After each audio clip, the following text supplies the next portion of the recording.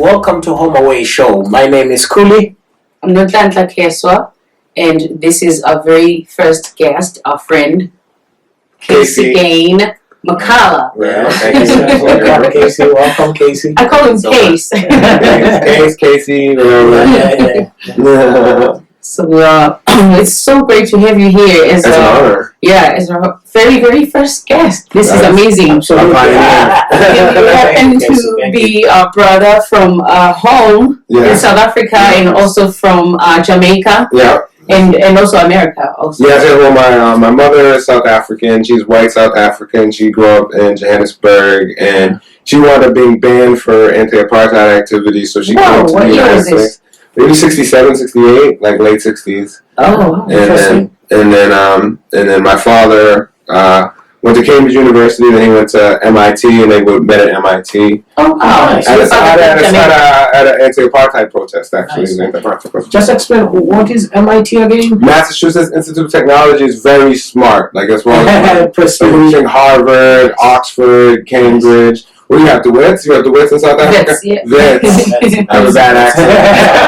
It's good. At least I knew what you were talking about. Yeah, Wits and Joburg. These are kind of prestigious universities, so that's on one of those levels, MIT. Wow. Yeah. Wow. And you're also a musician. I am a musician. I'm a rapper, but I also kind of play the keyboard. I've done some live music stuff and some production. Nice. So I had a little bit of fame. I had a video that was on BET and the weed song. I got that weed. It was on Hot 97, which is congratulations. That's amazing. Yeah. Thank you. It's a big radio station here in New York City. So I've been blessed to be able to have creative outlets and get exposure through them and make money. Which is how very hard. Not enough to live off, but enough to make money. It's true. It's true. Blessed to get paid off. To do what you love. Oh yeah. So, yeah. No. Absolutely. Yeah. Well, you know what? We really appreciate to have you in the show. I mean, there's so many things that we're going to ask you, obviously, that we're interested to know you about. Yeah. That's great. Yeah. Also, later on, I would like to ask you about being biracial, how it feels as South African. It's like Trevor Noah's story, no? His story is so different because he grew up in apartheid where you had laws against his parents having sex. There was laws against him being there. I grew up in Cambridge, Massachusetts, which is a little more liberal and progressive. There was still black-white tension going on, and it's still liberal racism, but you also had a lot of fights between the working class blacks and the whites, and so it was interesting, forming your own identity. And my mother would make sure I would go to these pro-black summer camps where we would learn about Black history and everything. Very nice. So will you say that when you're saying that? Would you say that your mom raised you black? I would think she taught me to identify as black, and I think it's very things are different from different cultures. Isn't it safer to identify as if you don't want to get beat up? I don't know. I feel I think there's you have different kind of laws of identity in South Africa than you might have in Jamaica or in America. But America has had this one drop rule. Yeah. Where if you have one drop of black blood, you're black blood. So if you were biracial, you can't say I want to be half a slave. You still got to do the full time work. It's true. I just thought about this. I was like, Case, what if with what's going on in the politics right now, what if there broke out a real race war? Which would you identify as? Which one would you go for? That would be I always identify as the side as the underdog. So what I would like to think is that I could get my white friends who I know is cool. I'm like, we got to roll with the black people right here. I'll remember the white people. I'll protect you. Yeah, because there's a lot of ideologies going on. They're kind of separate. There aren't just racial now these days, which is interesting in the United States. So I think a lot of people do try and divide and conquer through racism. So you pick the poor blacks versus the poor whites and have them have a race war while the rich whites, the 1%, is making all the money. So I would definitely be with the black people, but I'd be trying to tell the white people come on, let's go with the 1%. Why are you messing with these black people? We cool, man. We play basketball, we play culture. Why are you mad? One love, One love. But now, Casey, as much as we're having so much fun, I don't want to skip this. Yes. Because there's so much about you.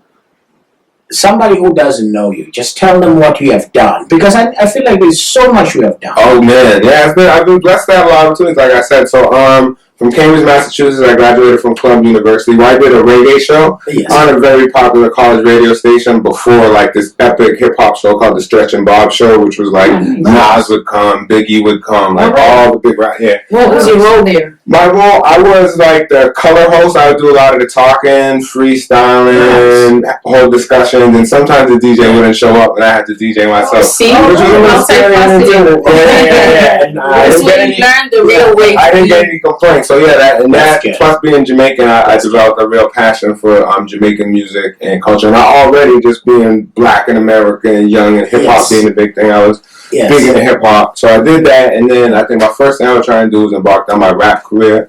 So I started putting out records. Like 98, 99, I just press up vinyl, press up my own singles. And all this time I was being like a school teacher. So it was like, it was like a secret identity. I'd be like Mr. Game. I would teach middle school, 7th and 8th. And I was in high school. Yeah, 7th and 8th were the worst. Calm, or maybe you have to be 7th and 8th grade, like their hormones are going, they're wilding out. You just gotta be like, yo. What did they call you? Mr. Game or Casey, depending on the school. Like they have different rules in different places for schools. I prefer Casey, but some schools is last name, so Mr. Game. I wouldn't go the whole game Macala. I don't want to confuse the kids. Nice. You know what Macala means in Zulu? One that cries all the time. Maybe that's why. Maybe that's why those movies get me. I never knew that. It could also mean nose, Macala. Macala or Macala. Nice. So that's my father's last name. He's black, but that comes from Scottish, colonizers. My mother's last name is Gain. That's Irish. They came to South Africa during the potato famine. Nice. So that's how I got that. So yeah, so I started putting out music. I was relatively successful. I sold a lot of records. I put out a song called White Girl, which was like a satire. It was like interracial relationships. Nice. And it was on BET. It was very popular on BET late at night. Nice. Late at night. Late at night.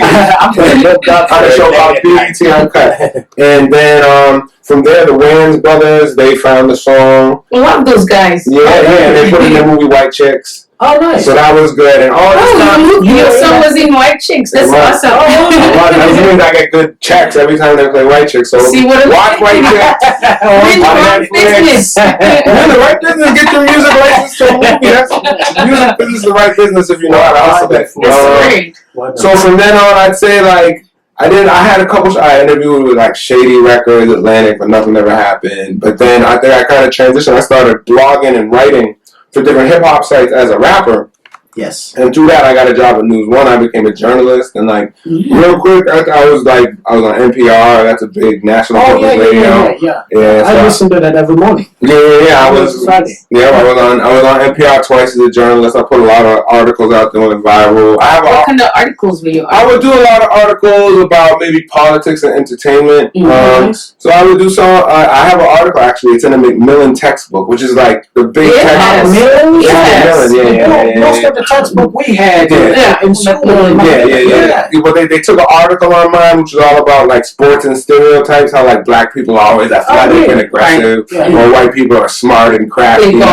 So they try and like use these stereotypes to kind of generalize black people and make us look stupider. When you get a lot of really smart, talented athletes, and you get a lot of white people who are kind of athletic and aggressive. So that article is in like a Macmillan textbook. So and that's an old article I did. Yes. And from that, I wrote a really popular article called "How the CIA Started the Jamaican Shower Posse." Oh, nice.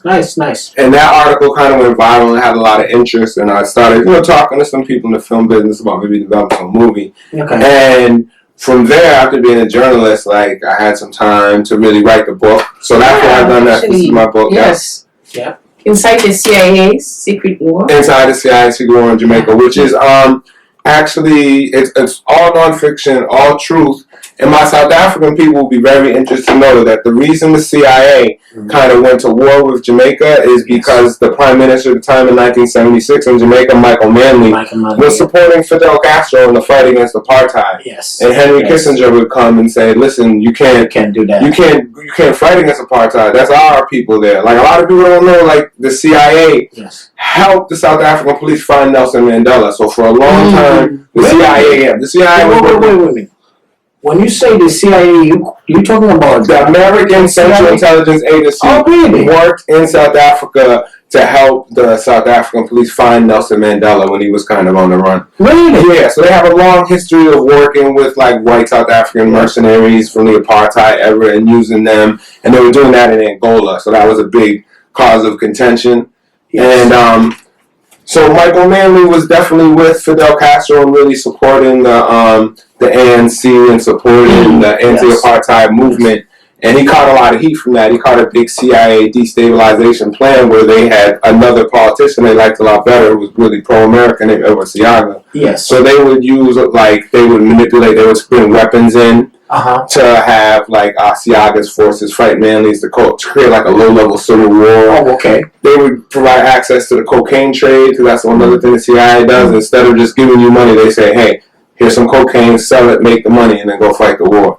So they did that, and another big thing in the book is the assassination attempt of Bob Marley. Bob Marley was another. Yes, I was going to ask you about that because the interesting part in the book, you said you find this out while on the tour. On the tour, exactly. Yeah. Well, tell us about that. Well, actually, I was just at the Bob Marley Museum in Jamaica this last February for his birthday, February 6th, and they had a real big party there. But I was there before as a teenager, and I was given a tour, and they would say, here are the bullet holes from when the CIA tried to kill Bob Marley. And I said, whoa, I never heard that. And they was like, no. I was like, is that a theory? They're like, no, that's a fact.